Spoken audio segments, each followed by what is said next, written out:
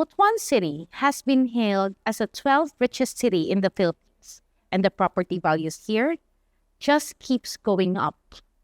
But what if I told you that there's this property 5 minutes away from the airport, close enough to feel the pulse of the city, yet has the potential for a game-changing investment? Today, we'll hear from someone who believes in this vision so much, he flew all the way here just to make it happen.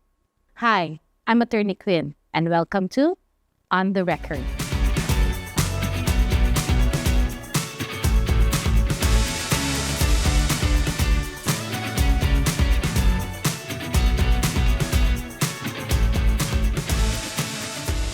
With us today is the General Manager of J&M Properties and Construction Corporation, the developer of Cabeza de Buenavista. J&M is a family corporation in the industries of real estate and construction. Let's welcome Mr. Enrique Martinez, REV. Yay! Welcome. Thank you. Thank you very much for having me here, Attorney Kwin. A wonderful introduction. Yes. So let's dive in. Diretso tayo. Why Buenavista? What happened? Bakit yun yung place na pinili ninyo to invest in your corporation? Well, first of all, Caraga has so much potential. And if you look at the patterns of development, we could see that while Butuan is a very exciting city, you have to look at the fact that development has to spread elsewhere, no? And we chose Buenavista because, of course, number one, the place is beautiful. Number two, the region has so much potential. It has so much potential for commerce, so much potential for industries. And then we also know that, everybody needs housing. And when you have all of these factors come in and you find a beautiful area in that particular region, which is near Butuan, Buenavista is the right place to be. Also, supporting that fact is Buenavista is in between the port of Nasipit and the Bakasi Airport. Now, we know that in this modern age, people are becoming more mobile. We need to develop new cities and new areas that can be compatible with this type of lifestyle. And that, we believe, are the combinations of factors why we decided to invest in Buenavista. So you really studied the whole market of Mindanao? Oh, yes. Well, to be fair, we've been in Mindanao since 2006 via Eastern Petroleum gas unit stations, no? But this is the first time we did a township in Mindanao. Yes. For our projects back in Luzon, it was really mostly industrial estates. But what we saw in Mindanao is that, this could be a very good area for making and developing or helping the growth of secondary cities. You look at the statistic. If I'm not mistaken, Butuan grew at 6.5%. As of 2024, this growth is actually higher than the national average. So, there, you got your potential. You did your math. You did your data. You You did it first.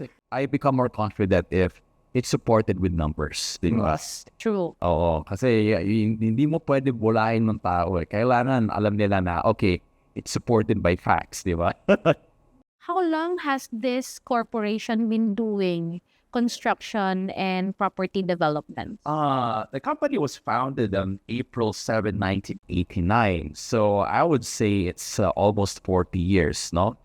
So it was your dad who founded? I think it's actually father and mom. It was founded in our old house in Paranaque. Oh, that was the first office that you had. Yeah. It wasn't an office. It was our house. How young were you then? I was 5 years old. Ilang siblings We're pa kayo? three attorney, yeah. And all of them are with the company? In terms of being a part of it, yes, but we do have different roles. For this one, J&M Properties, I'm the one in charge of this one. Then my brother, he's the one in charge of our LPG company, gas, no? Then my sister, more flexible role, but she gives advisories for different companies. Wow. So may roles talaga. My roles, yes. My expertise, You're the second generation na. yes. But being that this is a family corporation, how do you move together with your siblings and your parents now that you are parang multifaceted when it comes to your relationship? You are a family, but then you are business partners, but then you're also colleagues, mga ganon. Not how does it? It's a gentle balance. I would say that me and my siblings, we're visionary, but sometimes we tend to have, we're a little bit strong in personality. We could advise, we could give, give advice, you could give suggestions. But at the end of the day, that person who's running that particular business runs the show. Yeah. Wow. But of course, you have to be open for advice, open for suggestions. Can you say that you were really groomed when you were young to be a part of this corporation? I would say yes and no. Yes, that I was really groomed because when I graduated from college back in 2006, one of the first tasks that I did was to manage a gas station and make it profitable. No? So I was naive, and sometimes I would man the cashier booth. I would give change. However, ever since I took the real estate broker's exam, yung track ko of management, naging inclined for properties. Oh, So I started out managing family assets, then yung corporation assets, and then we went into more industrial development. Then eventually we realized now, okay, why not? Let's go into residential development and Right. commercial development. right. When you were younger, like going in the younger Yes, years, yes, did you have that, parang Lion King moment? yes. Si Simba tsaka si Mufasa na all of this is gonna be yours. No, they weren't like that. In fact, my parents never showed the extent of the things that they were managing. Oh, you were oblivious with what you have? I was. I just knew that, okay, Mommy and daddy work. that mom and dad works, and dad, works in, property development, and okay, and he manages industrial estates, no? And then one of the first tasks that we were given in that we were made to sell, I sold corn and I sold mangoes in the house. How about your children? Their children, they are going to be the third generation na. Do you expect them to follow in your footsteps then? That's a tough question, no?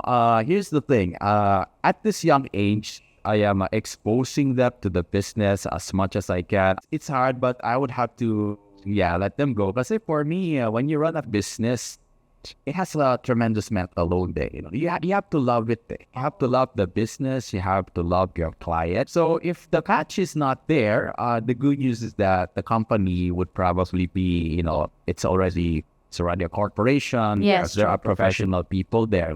Yeah, but hopefully my kids learn to love the business. Yes, the way you did. Yes. Every day I tell them that, okay, that's what you eat, was brought about by this business. From the first generation down to the upcoming third generation, what's your biggest learning being in a family business, a family corporation? You have to give piece by piece. You don't just, isang bagsakan, babagsak mo. Ito yung mga responsibilities. Bam. Oh. And that's how you experience it then. As a child, you could. Here's the thing, we're all children before now, and we're all selfish, di ba?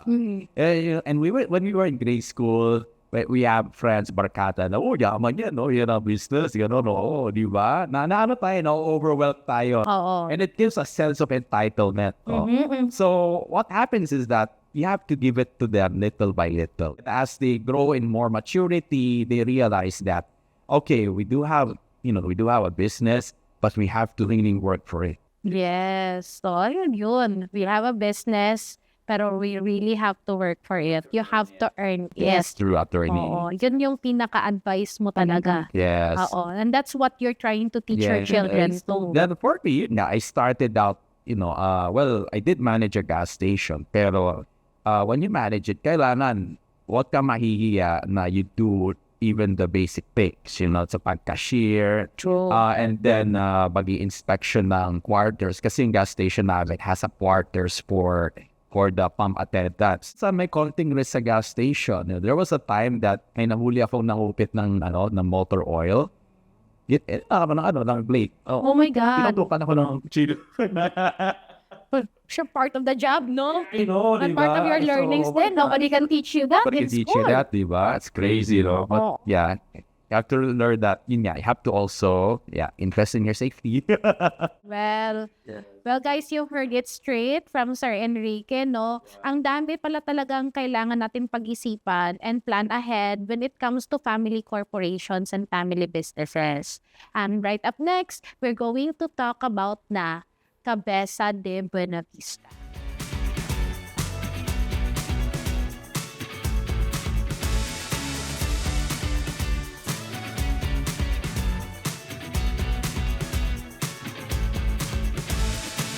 Hi, I'm Atty. Kwin, and welcome to Cabeza de Buenavista. 65 hectares of pure vision, and most importantly, active motion. This is the first legitimate township development in the locality, a community within a community. Strategically located between the airport and the seaport, it's the perfect place to live, do business, and invest. And I'm telling you, I can feel it in my boots. This project is a catalyst that will transform this municipality into a city. Guys, now let's really talk about Cabeza de Buenavista. What was the plan and what was the real vision? And has this vision changed over time? Okay, so first of all, let's talk about the plan of Cabeza de Buenavista now. So when we look at Butuan, as mentioned in the previous segment, now we know that this is a very promising area, promising region. But if you look at the way cities grow, it starts out with a downtown, and then what happens after having a downtown, it would need an area for expansion. Looking at Caraga, we saw that, okay, we wanted to be the Makati of Caraga. We wanted to be the BGC of Caraga. Wow. And to do this, we launched Cabeza de Buenavista Township Format Project. Oh, so speaking of township, bakit township yung gusto nyo? A township has the components of everything. Now, we do know that real estate is about ecosystem. What is a township, by the way? A township has several components with it. No, I mean, when you say it's a town, it's supposed to be self-sustaining. Self-sustaining in the way that we first launch our commercial and office and the retail district because this is where people will work. No? And supporting this business district would be your residential area, which is something that we're working on to get launched this year. And then, of course, after you have all of these residential, commercial, people need to relax. People, I mean, we live lives. We want to have the best quality of life. So, therefore, after our residential district, just beside it is the parks complex, where we have a natural lake. Oh. Yes. And hence, that has been our vision since we started working on this one, since we started land consolidation back in 2017. And we are really executing this vision. So, the vision really is para siyang one-stop shop, kumbaga. Yes. Meron siyang commercial, tapos malapit lang yung mga bahay ninyo, tapos may recreational area, may lagoon pa, And it's in between the seaport and the airport. Yes, so it's close to everything. It's close to everything. Oo. Yes. Alam mo, si Mayor ng Buenavista, in his last SOMA, he mentioned this 7 big ticket parang developers. Yes. Do you think na, di ba, may investment na kayo sa Cabeza de Buenavista and other developers are coming in? Yes. Oo. Do you think that this will hurt your investment? Actually, I don't think so. I think it actually complements our investment, no? Well, to be fair, there might be a little bit of competition, but overall, I think it validates our vision. True. Kasi back in 2017, who was the first one to actually to actually put boots on the ground to develop it? No? It was us. No. And if you see the nature of these 7 big ticket items, they are all residential. Yes. No, and I wouldn't be surprised that whenever they have a roadshow and tell their agents or brokers on why they should be going to these residentials, I wouldn't be surprised if they mention that, okay, if you go live in Buena Vista, you're about literally 2 minutes away from your business district. Yes. Because that's going to be the next one. Yeah. It's going to be the next business district Is. on of Buena Vista. Oh, yes. Actually, it's of Caraga, actually. Oo. Because we really designed it to be the business district for this region. Yes. Actually, sa akin nga din being a real estate broker din, when it started happening, kasi we get invited. My team also gets invited by these other 7 big ticket items. And then when they say, oh, we're having this in the location right across or a couple of minutes away, a couple of kilometers away, in my head, it screams, oh, see? If you can't beat it, join it. So, Yes. And you know talaga na it's going to be big kasi they're investing. And knowing the cost of land development, they're putting in big funds in this municipality. Balik tayo sa Cabeza, sir. Yes. I can see, hats off. I know talaga, for me, it's proof of life. Yes. Yung mga heavy equipment. I see that there are heavy equipments actually running, actually moving, actually building. Absolutely. Oo.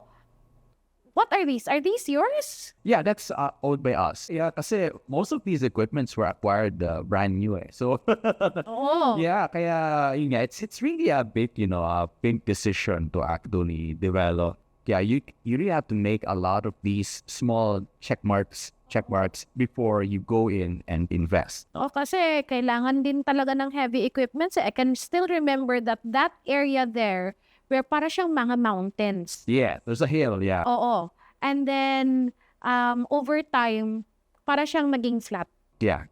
And then, over time, nakikita ko na may mga mga bulldozer, mga ganon. Yeah. And then, over time, may nag-iisang nagbubukod tanging building doon, yung card bank. I was thinking, at the time, hindi pa ako real estate broker. They were They were a visionary. Yes, they were. They were the first one.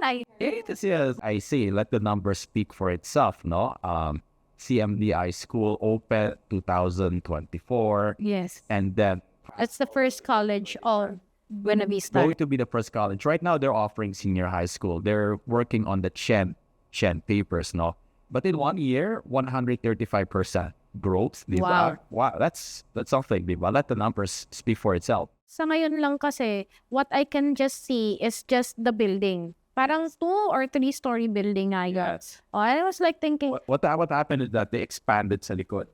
oo. May construction po sila sa likod. I was like, parang maliit lang siya masyado. Mas maliit pa siya sa mga colleges that we have here or universities that we have here in Butuan. But then, I learned after I interviewed your team, 1 to 2 hectares pala yung binili nila. So, this is going to be a very big school. 2 hectares. Oo. So, parang aligning that with the other investors around, you know that there is a ready market because there are students. Oo, kakain yan May baon yan. Mga ganun. And yung din, I can see it din na hindi lang yung roads. May mga roads na talaga. Yes. I can see power lines. And power lines that I see are not even the normal power lines na nakikita ko in the city na parang kahoy lang talaga. Parang buong concrete. Concrete power lines, yes. Oh. Wow. These are commercial height standard, meaning to say they are 40 feet in height, and it's already fully electrified. The Buena Vista Business Central, the business district, is already fully electrified. So anybody could, if you're opening a business, you could tap already. Oh. May metro na. What about the water? While we're working on it, we're going to be doing freshwater piping and doing a memorandum of agreement with Buenavista Water Soup. Yes. Wow, that's so nice. Kompleto na talaga yung mga utilities. What about Wi-Fi po? Yung si Wi-Fi, that comes after ng electrification because we need the electrification. Then we go into memorandum of understandings on different Wi-Fi networks so that they can guarantee that Buenavista Business Central would have full Wi-Fi coverage. Right now, the status of Cabeza de Buenavista, phase 1 is the commercial area or the commercial phase where there is already the LTS or license to sell, guys. Yun yung LTS. We already have the LTS. The titles are already ready for you to transfer. And I think we're transferring, if I'm not mistaken, between 10 to 13 titles this year. What? Yeah. Wow. So they're gonna be building. Yes, and then, oh my gosh, we're paying all the transfer taxes. Wow. So the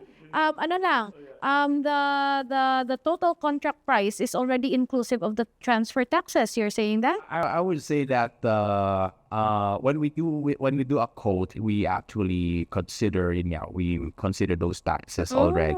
Yes. Wow. When you do a formal quote. No. That's a good thing for my clients. I have lots of clients there. No, walang surprises na. Oo. Well, I know for a fact that my client who has one of the prime locations there has already been released when it comes to their bank financing. Yeah. And it was actually card bank. Oo. So meron talagang parang it's a community already. We're helping each other. Oo. So what's next? The next immediate thing, the next immediate development that we're looking forward to is the municipio opening. Okay. As of right now, and based on the SONA of Mayor Robledo, they were able to take out a 200 million land pack loan. So we're looking forward to them opening it. No, if you visit the site right now, you could see that they are doing reinforcements sa elevation para matibay yung slopes niya. Then this year, of course, we just had to find the date where we get the LTS. We'll launch Vista Hermosa and Casabon. Everybody's so excited about that. The whole team of AYR. Tahimik lang kami kasi we'd rather get the paperwork done. Of course. Before we launch something. Do it right. Well, I've already had a sneak peek, guys. Being their consultant, I've already had a sneak peek. Iba talaga yung designs nila, iba yung area nila, and I know iba din yung mga materials na gamit nila. We'll talk about it pag na-launch na talaga. Until then, let's go back to the features of the development. What are the features of the development po? First of all, when you go into the development, you're greeted by a 30-meter main avenue. We call it the Martinez Avenue. If you go to Buenavista Business Central, you are greeted by the secondary roads that are about 12.5 meters wide. Yes. Why 12.5 meters wide? Because we are benchmarking on Makati and BGC secondary roads. No. Also, part of Buenavista Business Central is the grid-like streets. No. We got inspiration from New York City. Oh, wow. Like streets, no? Then when you climb up the Martinez Avenue, you would be seeing the city sector. After you go past the municipio, this is where we see Vista Hermosa, Wow. Our open market housing. And our open market housing, we would be starting off with townhouse units, and then we'll also be starting off with duplex units.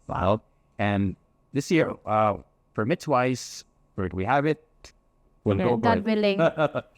Yes. And Vista Hermosa will have multiple amenities. No, we are looking at a clubhouse. The clubhouse has an events wing. It has a sports wing. And at the back, it has a Mediterranean-style swimming pool. No? Wow. Yes, yung pool niya, merong part na pang leisure, medyo, parang papilok siya na oblong. May part na pang leisure. May Then plans na talaga, no? Yeah. Then may part doon na, magistrate. lap pool naman siya. Wow! May ano siya, part na lap pool, may part na pang leisure. No? Yes. After this, we will be taking you to Cabeza de Buenavista itself. We will be taking you to the site. Pero before we will be moving forward, please invite everyone to visit Cabeza de Buenavista. Hello, everyone. Thank you for watching our interview. I would want to personally invite everybody to visit Cabeza de Buenavista. And if you want to visit, we also have our shuttles. Just let us know where you are, and then we would be coordinating with our marketing team, and our shuttles can fetch you. And when you visit Cabeza de Buenavista, we could tour you on the site. We could show you our business district. We could show you the developments in the municipio. We could also show you where our future house and lot packages will be. And as an added bonus, and if you have a little time to walk, if you like a little walk, we could take you to our beautiful lakeside, wherein we're going to be developing it as a beautiful place where events will be there, where you could jog around the lake, and it's going to be a wellness community. Wow. Wow. Thank you so much Thank for you, this Astrid. day. Thank you so much for this day. We are going to Cabeza de Buenavista, and we'll see you in the next episode of On the Record.